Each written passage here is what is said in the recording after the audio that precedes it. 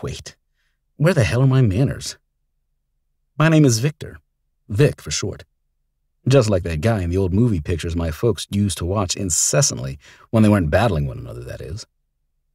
What's his name? Victor Mature? Only, I'm not sure how mature I am, and I don't stand as tall as 6 feet, nor is my waist as thin as his was. But I've gotten into the habit of lifting barbells at the local boxing gym or down in my basement. And I've had my nose broken a few times in the ring, so that it's not exactly planted straight on my face. I have the same brown eyes, though. Now, when it comes to the hair, it used to be a hell of a lot thicker and blacker. The grays that have been showing up more and more are a stark reminder that my tenure as a full-time author, a mostly unpublished author, could be quickly coming to an end, and along with it, my love affair with Stella. So, what's a man to do? Okay, before you say it, I'll say it for you. Get a job, for Christ's sakes. I'm college-educated, so there's no excuse. Except I'm not one of those right-on-the-side sort of fellows. I need to be all in, or I'm not in at all. Something I've tried to explain to Stella on a daily basis, not that she ever understood. I'm assuming you probably don't understand it either, but I'd be happy to explain it better for you.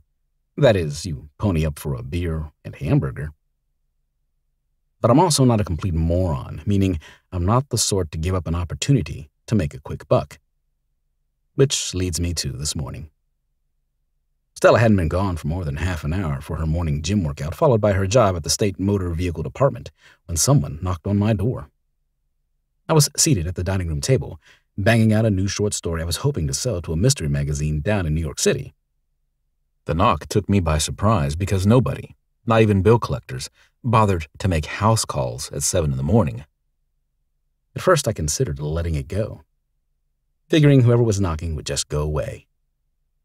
But when her voice accompanied the knocking, I knew I couldn't just let it go. "Mr. Casey," she barked. "Mr. Casey, you in there? Please, can you come to the door?" I recognized the voice, more or less, but found it impossible to attach it to a face. As I slid out of my chair, got up, and headed across the living room to the door, I thought it might be Stella's mother, who lived across town in the higher society section. But then, since when did she refer to me as Mr.? Usually, she referred to me as the unkempt man, while handing me the want ads section of the Sunday Times. Making my way to the front door, I glanced through the little square section of inlaid glass. My pulse picked up. It was Tara from next door, the young wife of a lawyer who I saw almost on a daily basis, but whom I never actually struck up a conversation with. Usually our interaction consisted of a casual wave from my driveway to hers. I opened the door.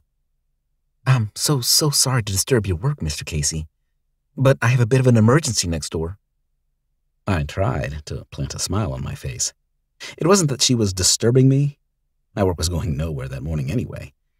It was that I was dressed only in an old wife-beater t-shirt and a pair of torn jeans.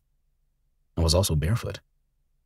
I hadn't shaved in days either, and since the writing wasn't coming very well as of late, I had taken to adding a little Crown Royal to my morning coffee just to dull the edge.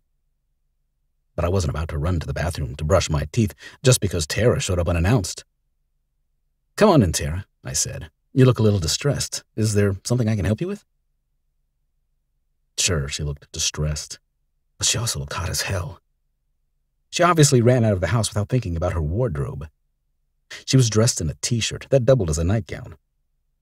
While I had no idea about panties, she wasn't wearing a bra, and the way her young breasts pressed against the thin cotton shirt nearly robbed me of my breath. She was maybe 10 years younger than me.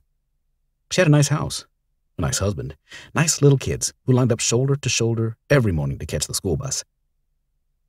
I'd always thought of them as the perfect American family. I kept my distance for fear of rubbing off on them. They were nice, if not perfect, and I was a total wreck. If I made an effort to offer so much as a casual "hi there" to the kids, offer them some candy, they'd only think of me as that weird man who lives next door and stays home all day. The guy who's always swearing at the mailbox, the guy who doesn't have a job,